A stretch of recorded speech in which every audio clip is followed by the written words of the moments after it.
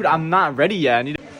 Good morning, Wood Creek students. Welcome back to me and Riley's knowledge video about transcription.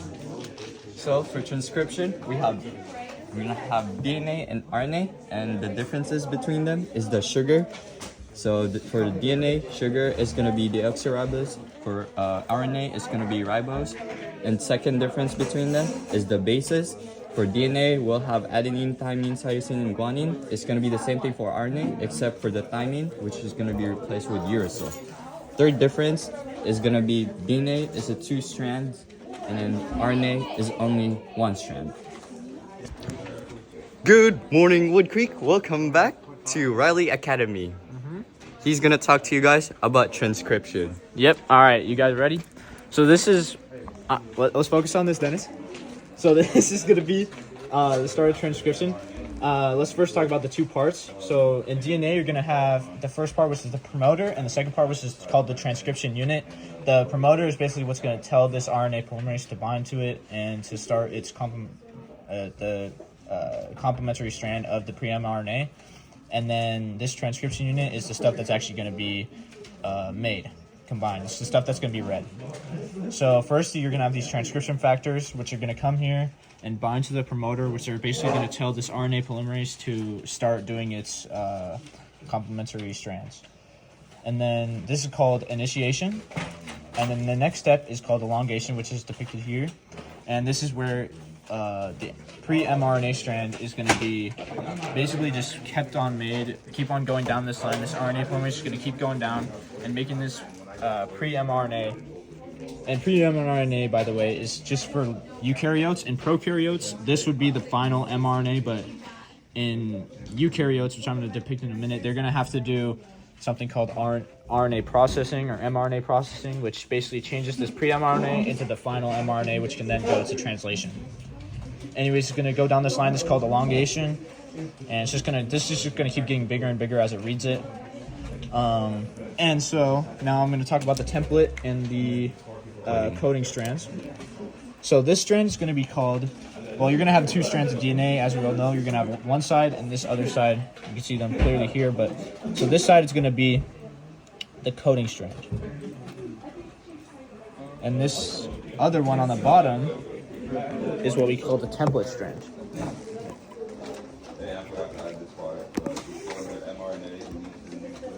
The reason this is called the template strand, it's probably the easier of the 2 to remember, is because this is the template for this pre-mRNA that this RNA polymerase is making.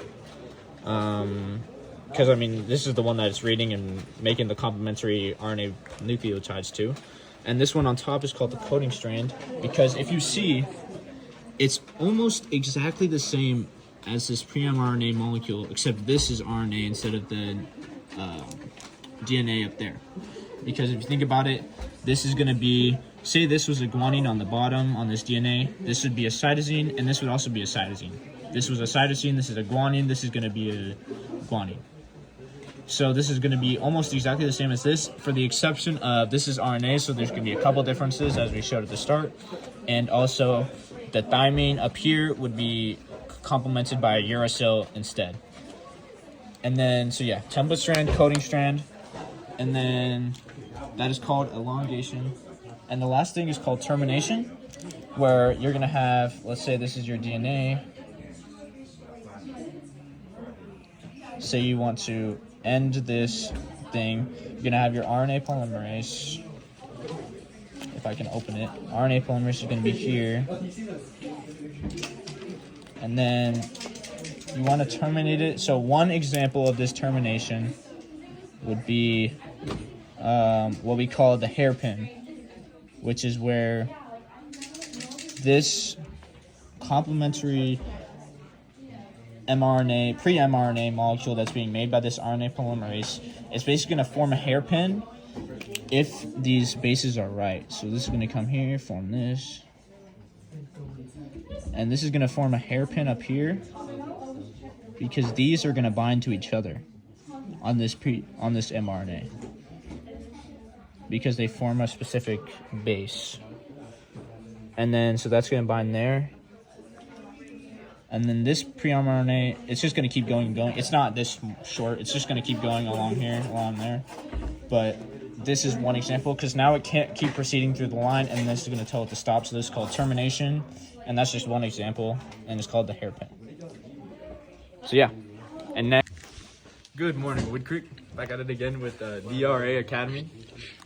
And then, so we're going to be going over RNA processing, or mRNA processing, which is just changing the pre-mRNA to RNA. And this only happens in eukaryotes.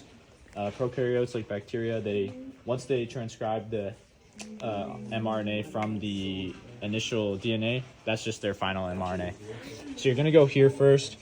This is going to be basically your starting sequence that just came from the DNA and from the RNA polymerase that the RNA polymerase just made.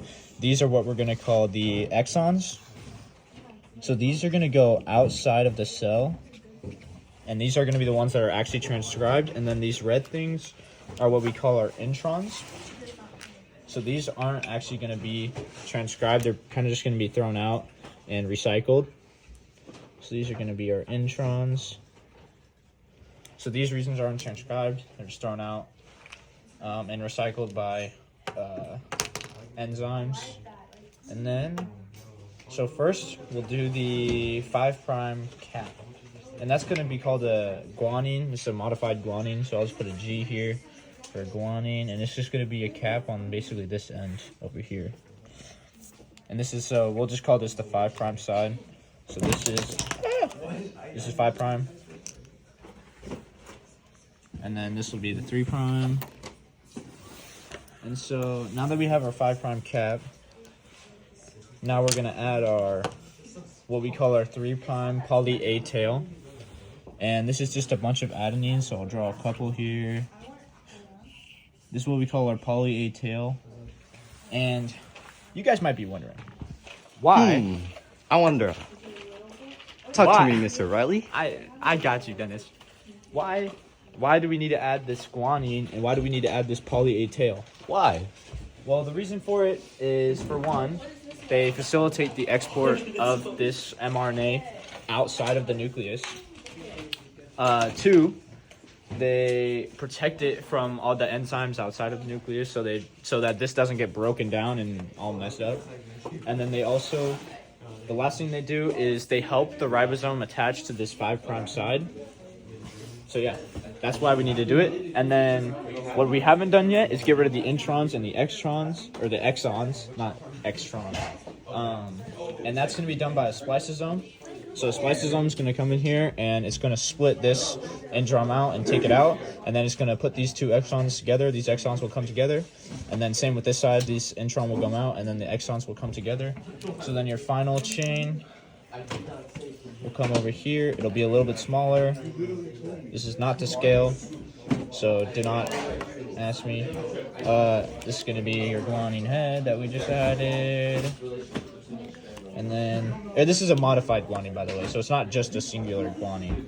And then you're going to have your poly A tail. There's much more A's than that, but just for the sake of not drawing like 200 of them or 100, I'm not going to draw them all. So, and then you're going to have your exons. So this whole thing is going to be all exons now.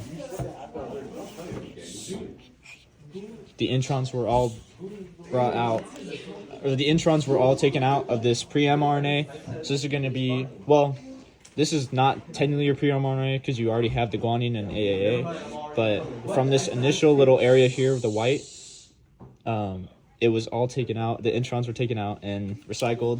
And so now you just have your exons. And now we're going to go to translocation with Dennis.